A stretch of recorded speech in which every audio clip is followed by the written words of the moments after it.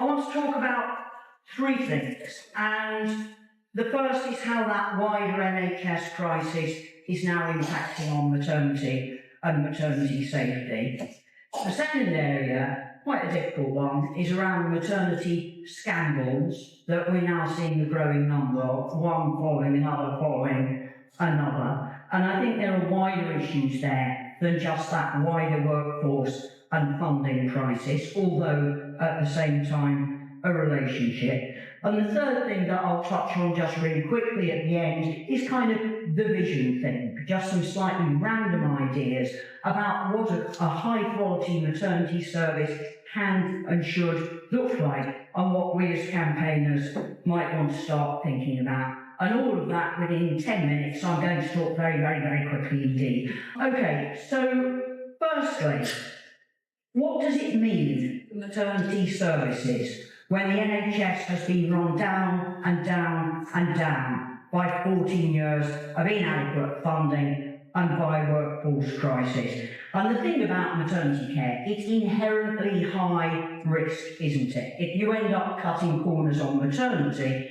it has much more immediate and dangerous implications than if you're cutting corners on podiatry or continence services. You cut corners on maternity, people come to serious harm and people die. So that's the context. At the end of last year, the CQC reported that 2/3 of maternity units aren't safe enough. 2/3 rated as inadequate or requiring improvement. That's quite frightening, and that's worse than ever before. Also, more babies are now dying. Perinatal mortality began to increase in 2021 after 7 years of steadily going down. More women are dying as well. Maternal mortality has risen to levels not seen in the last 20 years. Absolutely shocking. And within that, you have those inequalities playing out. Black women far more likely to die than white women, socially deprived women far more likely to die than wealthy or more privileged women. The Royal College of Midwives recently flagged up what they describe as a gathering storm, an increasing number of births, more complex births, a shortage of midwives that they now estimate as 3,500 in an older workforce, and a falling number of student midwives, which means we ain't seen nothing yet in terms of the crisis. So yes, this is a crisis. It's been caused by Tory policies, and it's a crisis that's escalating very, very sharply indeed. This is really, really serious stuff. That's the backdrop to anything else I'm going to say. Now, the second thing, and it's uncomfortable and it's difficult, but I do want to say something about those maternity scandals, and it feels like there have been a lot of them over the last few years. Shrewsbury and Telford, East Kent, Nottingham looking very, very scary indeed. Problems now being picked up at Gloucestershire. And some of it, of course, is about funding, and some of it, of course, is about the workforce stuff. If 2 women giving birth need one-on-one midwife care, but you've only got 1 midwife, then bingo, there's a great big risk automatically built in. But also, I think when you've got those risks, there's an issue about how NHS leaders respond to them. And I think there are issues also that go beyond that. And I'm going to talk mostly about Shrewsbury and Telford. It's a trust called SAF, and I'm going to talk about that because I know it and because I had some involvement. But I'm confident that there are parallels between SAF and the scandals that have emerged at other maternity units. The independent review, the Ockenden review that people might have come across, identified that at SAP between 2000 and 2020, so a lot of this predating the Tory crisis, the review found that 201 babies had died and 9 women had died, almost certainly avoidably. Unsafe maternity care causes huge, huge harm. And if bereaved parents had not fought for that review to happen, then actually we'd be none the wiser about what happened at that hospital. And something that really stands out, I want to really emphasise that what stands out at SAP is the role of bereaved parents who, with tremendous courage and determination, went out and fought to find out what was happening, to work out what had gone wrong, to fight for justice for their own children and for better care for families, for babies in the future. And I'm very proud to have played a tiny role in supporting the fight that was very much led by those parents. Okay, so what was going on? And it is complex and it is difficult. One of the things was that I think governance started to break down to a significant extent at SAP, and there isn't time to go into that. Also, there was a culture of disregard of women not being listened to. That came across in case after case after case. Women were not listened to. There was a senior obstetrician, I heard this from a bereaved parent, a senior obstetrician who described a baby as it. This was a little girl who had died 6 hours after birth. The inquest found her death to be avoidable. The obstetrician wrote a letter insisting, no, it would have died anyway. That tells you something about underlying attitudes that had gone wrong. She wasn't an it, she was a she, and she had a name. Something had gone very askew. There was an appalling relationship between obstetricians and midwives. Again, not the time to go into it, but senior obstetricians at times boasted in how bad the relationship was and openly expressing contempt for their professional colleagues. What was identified by the Ockenden Review was that midwives became scared to escalate their concerns. Massive risks as a consequence of that.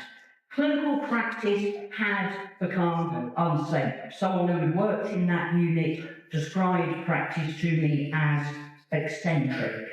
You had a high proportion of induced deliveries. Ockenden used the word injudicious about the management of induction. There was inconsistent monitoring of fetal heart rates, a culture of women left in labour for long periods of time, very few C-sections, because for most of that period, that was a way of getting brownie points for NHS England. And also issues around a lack of protected anaesthetist time, perhaps bonding, perhaps because it wasn't considered important, and a heavy reliance on forceps deliveries. And Ockenden describes quite graphically traumatic births arising from repeated attempts at forceps deliveries using excessive force. And that came together, all of those strands came together quite horribly in a pattern of babies, very often babies born at term, very often after straightforward pregnancies, what should have been low-risk births, but some of those babies born dead, stillborn, some of those babies born with catastrophic brain damage or with fractured skulls, broken limbs, whatever. John Ockenden then identified, as part of this overall catastrophe, identified poor learning from incidents. Incidents were routinely miscategorised so that serious incidents weren't recognised as such. Deaths that should have been referred to the coroner quite often were not. And of course with stillbirths, because the baby officially has never been alive in the first place, then there is no need for coroner involvement. And even as all of this began to unravel on them, maternity leaders and trust leaders insisted repeatedly that this was a safe service, straightforward denial, a charm offensive, an attempt at a cover, stuff that frankly was absolutely disgraceful. And when I did some research and kind of traced back the history of this from old board papers and so on, it became clear that the CCGs, two of them in that area, the CCGs had certainly known of problems from 2013 onwards. NHS England knew, and it's pretty much inconceivable that the CQC didn't know. And somehow all of those organisations looked the other way. There's actually an interesting parallel there with the Bristol Royal Infirmary scandal, if people remember that one. Everybody knew and nobody said. And I did a little bit of work a few years ago with a bereaved family member from East Kent, and the problems there were very, very similar. So not just funding and not just staffing levels, but also strong strands of arrogance and cover-up and disregard. And that is also stuff that needs to change. Right, so very quickly, because I'm having bits of paper waved at me, the final thing, and I am just going to touch on this in a few moments, and that's the vision thing. And part of it is easy, isn't it? It's this. People have seen it. We need a properly funded, properly staffed, publicly provided NHS. We need NHS workers who get decent pay, who are valued by their employers, who are supported to keep their skills up to date. We need proper planning, so the next generation of obstetricians and midwives is coming through without undue delay. But Ockenden went further than that, and Ockenden identified some key pillars at the heart of maternity safety. And those included basic things. They included learning from incidents and listening to families. And at SAP and at East Kent and at Nottingham, almost certainly elsewhere, those basic things are not always happening or have not happened historically. So we also need a change of culture. There has to be honesty. If maternity leaders pretend that the service is perfect, then by definition, you cannot learn from things that go wrong.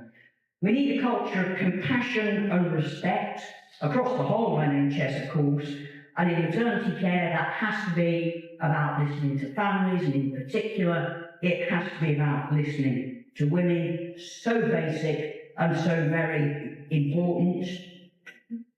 I wondered about the strand of misogyny with some of the stuff that I've spoken about today. And the final thing, just kind of chuck it out there. You end up, whenever you start talking about maternity care, people take sides. It's kind of, midwife-led care is good. No, gynecology care is what we need. You end up with a fight between midwife-led units or obstetric units.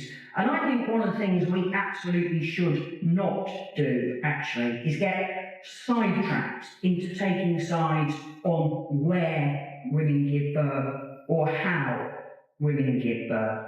Because what we want is safe care.